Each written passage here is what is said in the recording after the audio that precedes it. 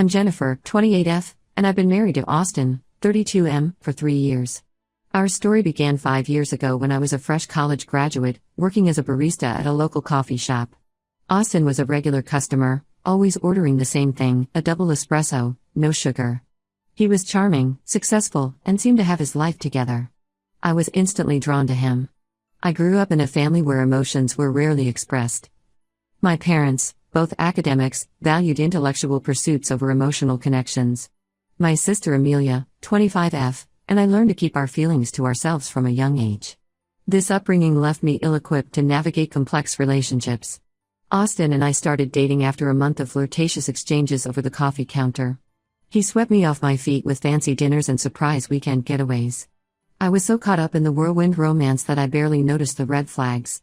6 months into our relationship, Austin casually mentioned he'd been married before. His ex-wife, Patricia, 30F, was 21 when they got married. They divorced after 3 years. Austin said they'd grown apart, that Patricia wanted different things in life. I didn't question it much at the time. As our relationship progressed, I noticed Austin had a pattern of dating younger women. His girlfriends before Patricia had all been significantly younger than him. It made me a little uncomfortable, but I convinced myself it didn't matter.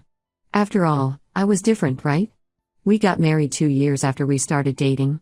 It was a small ceremony, just my parents, Amelia, and a few of Austin's friends. I was a bit sad that none of my college friends could make it, but Austin insisted on keeping it intimate. Looking back, I realize he had isolated me from my support system without me even noticing. The first year of marriage was blissful. Austin was attentive and loving. We traveled, tried new restaurants, and talked about our future. But things began to change when I expressed interest in going back to school for a master's degree. Austin was surprisingly unsupportive. He said we couldn't afford it, even though he had a well-paying job, and that I should focus on being a good wife instead. I was hurt but figured he was just stressed about finances. Then I got pregnant. It wasn't planned, but we were excited. However, Austin's behavior took a drastic turn. He became controlling and critical. He monitored what I ate, commenting on my weight gain. He insisted on accompanying me to every doctor's appointment, speaking over me and making decisions without consulting me. At home, Austin would explode over the smallest things. If dinner wasn't ready when he got home, or if I folded his shirts wrong, he'd go into a rage. He called me lazy and incompetent. I started walking on eggshells, trying to anticipate his needs to avoid his anger. I tried to talk to my parents about it, but they seemed uncomfortable with the topic. They suggested I try harder to please Austin, that marriage required sacrifice. The response left me feeling even more alone and confused. My sister Amelia visited us last month. She immediately sensed something was off. One evening, while Austin was working late, Amelia confronted me about the tension in the house. I broke down and told her everything. She was horrified and urged me to leave Austin, but I was too scared and confused to consider it. The breaking point came during a family dinner last week. Austin's parents were visiting, and I spent all day preparing a special meal. Unfortunately, I overcooked the roast. When Austin took a bite, his face contorted with anger. He exploded, calling me useless and incompetent in front of everyone. His parents looked uncomfortable but said nothing. I was mortified and left the table in tears. To my shock, Austin's mother Martha, 58F, followed me to the kitchen. Instead of comforting me, she berated me for embarrassing Austin and being a bad wife. She said I needed to try harder to please him or he'd leave me like he left Patricia. Her words hit me like a ton of bricks. Austin had told me Patricia left him, not the other way around. When I confronted Austin later that night, he laughed it off and said his mother was confused. But the seed of doubt had been planted. I couldn't shake the feeling that there was more to the story of Austin's first marriage. The next day, while Austin was at work, I did something I'd never done before. I looked through his old emails. What I found made me sick. There were emails from Patricia, begging Austin to go to couples therapy, to stop belittling her, to treat her with respect. The last email was Patricia telling Austin she was leaving him because she couldn't take the emotional abuse anymore. I was reeling from this discovery when I came across emails between Austin and his friends, dated just before we met. In them, Austin talked about finding a young, naive girl he could mold into the perfect wife. He even joked about how he'd have to train her to be obedient. I felt like my whole world was crumbling around me. Everything I thought I knew about my marriage, about Austin, was a lie. I realized with horror that I had fallen into the same trap as Patricia. In a moment of desperation, I reached out to Patricia through social media. To my surprise, she responded quickly. We talked on the phone for hours. She confirmed everything I'd feared. Austin had been emotionally abusive throughout their marriage, constantly criticizing and belittling her. When she finally stood up for herself, he left her for someone younger, me. Patricia's story was eerily similar to my own experiences. She talked about how Austin would explode over small things, how he isolated her from friends and family, how he made her doubt her own perceptions. It was like listening to someone describe my life for the past year. Now, I'm 7 months pregnant and terrified. I feel trapped.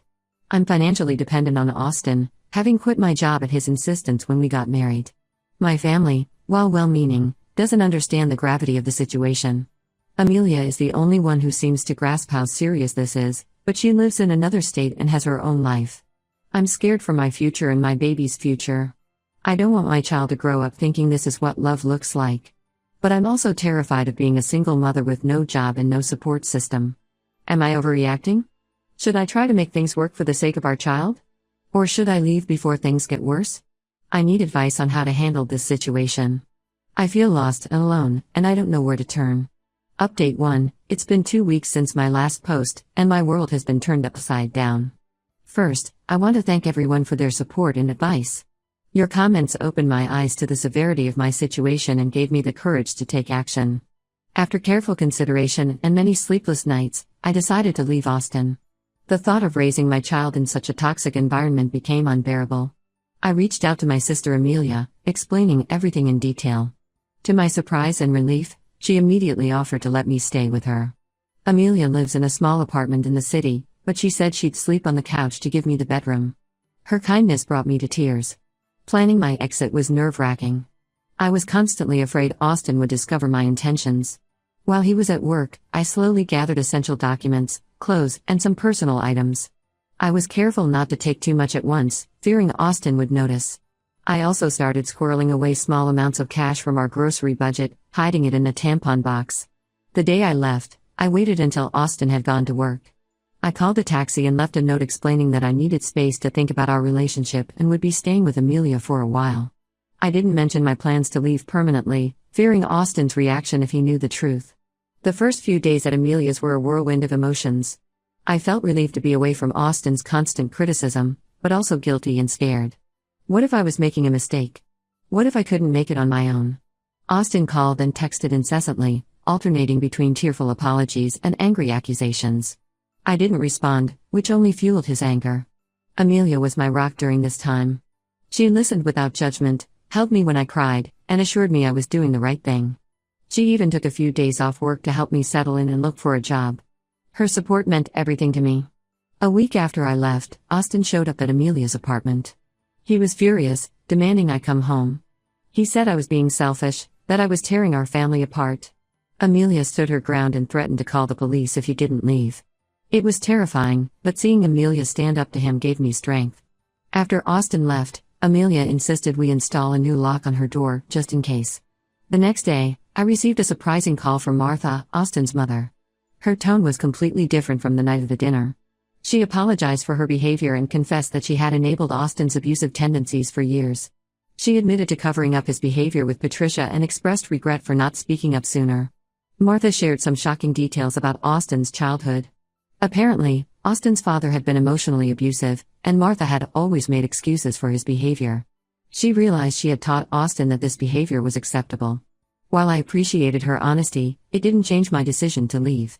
However, it did help me understand the cycle of abuse a little better. I've been in contact with a lawyer to discuss divorce proceedings and custody arrangements. It's daunting, especially since I have no income of my own. The lawyer suggested I file for temporary spousal support to help me get back on my feet. The idea of taking money from Austin makes me uncomfortable, but I know I need to think about my baby's future. The most unexpected development came from my parents. When I finally gathered the courage to tell them about the situation, they were shocked and upset. To my surprise, they admitted they had always been distant because they didn't know how to express their emotions, not because they didn't care. My mother shared that she had grown up in a household where emotions were seen as a weakness. She had vowed to be different with her own children but realized she had unintentionally recreated the same environment. Both my parents expressed regret for not being more emotionally available and offered their full support, both emotional and financial. This open conversation felt like the beginning of healing for our family. I'm taking things one day at a time. Some days are harder than others. I miss the Austin I thought I knew, the man I fell in love with. But I have to remind myself that man never really existed. It was all an act to lure me in. I'm focusing on my health and preparing for the baby's arrival. Amelia has been helping me set up a small nursery corner in her apartment. We've been shopping at thrift stores for baby items, trying to stretch our limited budget. I'm also looking for a job, which is challenging given my advanced pregnancy. But I'm determined to rebuild my life, for myself and for my baby. I'll update again when there are more developments. Thank you all again for your support. It means more than you know. Update 2. It's been a month since my last update, and the past few weeks have been a roller coaster of emotions. The biggest news is that my baby girl, Zoe, arrived 2 weeks early. The birth was complicated due to the stress I've been under, but thanks to the amazing medical team, we're both doing well now. Austin found out about Zoe's birth through a mutual friend. I hadn't told him I was in labor because I was afraid of how he might react. He showed up at the hospital, demanding to see her. I was terrified, but the hospital staff were incredible. They enforced my wishes and kept him away. The head nurse even stationed a security guard outside my room, just in case. My lawyer served Austin with divorce papers at the hospital. It wasn't ideal timing, but we needed to move quickly to protect Zoe and me. Austin's reaction was volatile. He tore up the papers and threatened to fight me for full custody. The security guard had to escort him out of the hospital. Since then, Austin's been on a warpath. He's contesting everything in the divorce, especially custody. His lawyer sent a threatening letter, claiming I'm an unfit mother because I abandoned the family home while pregnant. They're also trying to paint me as mentally unstable, citing my hormonal state and the stress of new motherhood. It's infuriating, but my lawyer assures me we have a strong case. Patricia reached out again after hearing about Zoe's birth. She expressed her sympathy for what I'm going through and offered to testify about Austin's abusive behavior if needed. It's a generous offer, and I'm considering it carefully. Part of me is hesitant to drag her back into this mess, but her testimony could be crucial for protecting Zoe. On a brighter note, my relationship with my family has improved dramatically. My parents have been visiting regularly, helping with Zoe and offering emotional support. It's like we're finally learning how to be a family. My dad, who I've always seen as stoic and distant, broke down in tears when he held Zoe for the first time. He promised to be the grandfather he wished he'd had as a child. Amelia has been my rock through all of this. She's taken to aunthood with gusto, singing silly songs to Zoe and helping with late-night feedings. Having her support has made this challenging time so much more bearable. I've started attending a support group for single mothers and domestic abuse survivors. It's been incredibly helpful to connect with others who understand what I'm going through. Hearing their stories of survival and resilience gives me hope for the future. Financially, things are tight, but I'm managing. I've started doing some freelance writing work from home while Zoe sleeps. It's not much, but it's a start towards financial independence. My parents have also been helping out, covering some of our expenses until I can get back on my feet. There's still a long road ahead with the divorce and custody battle, but I'm taking it one day at a time. Zoe gives me strength and purpose. When I look at her, I know I made the right decision. I'm determined to create a safe, loving environment for her, free from the toxicity I experienced with Austin. I'm learning to trust my instincts and stand up for myself. It's not easy, and there are days when I doubt everything. But then I look at Zoe, and I know I have to be strong for her. She deserves a mother who is confident and self-assured, and I'm working every day to become that person. Update 3. 6 months have passed since my last update, and life has settled into a new normal. Zoe is growing fast and brings joy to every day, even the challenging ones. Her first smile, her first laugh, these moments remind me why I fought so hard for our freedom. The divorce is finally settled. Austin fought hard for joint custody, but the judge ruled in my favor. He has supervised visitation rights, which he rarely uses. It's a relief, but also sad for Zoe's sake. I hope that one day, Austin will get the help he needs and be able to have a healthy relationship with his daughter. During the proceedings, some shocking information came to light. Austin had a history of financial manipulation in his previous marriage and had been doing the same to me. He had opened credit cards in my name without my knowledge, racking up significant debt. My lawyer is helping me navigate this mess and repair my credit. It's a long process, but I'm determined to regain my financial independence. On a positive note, I've secured a full-time remote job as a content writer. It allows me to work from home and take care of Zoe. The company is understanding of my situation as a single mother, which is a huge relief. Amelia has been an incredible support, often babysitting when I need to focus on work or attend therapy sessions. My relationship with my parents continues to improve. They've become doting grandparents to Zoe, and we're slowly learning to communicate better as a family. It's not always easy, years of emotional distance don't disappear overnight. But we're making progress. My mom and I have started having weekly emotion check-ins where we practice expressing our feelings openly. It feels awkward sometimes, but it's helping us build a stronger relationship. I'm also proud to say I've started volunteering at a local women's shelter, sharing my experience to help others in similar situations. It's healing to turn my painful experience into something positive. Last week, I spoke to a young woman who reminded me so much of myself a year ago. Seeing the spark of hope in her eyes when I told her my story was incredibly powerful. Life isn't perfect. There are still days when I feel overwhelmed and scared about the future. The legal battles with Austin have left me with a mountain of debt that sometimes feels insurmountable. Co-parenting with an abusive ex, even with limited contact, is challenging. And I'm still working through the emotional scars of my marriage in therapy. But despite these challenges, I'm happier than I've been in years. I'm rediscovering who I am outside of Austin's influence. I'm learning to trust my judgment again. And most importantly, I'm providing a safe, loving home for Zoe. To anyone in a similar situation, there is hope, and you deserve better. Trust your instincts and don't be afraid to ask for help. The road isn't easy, but it's worth it. You are stronger than you know.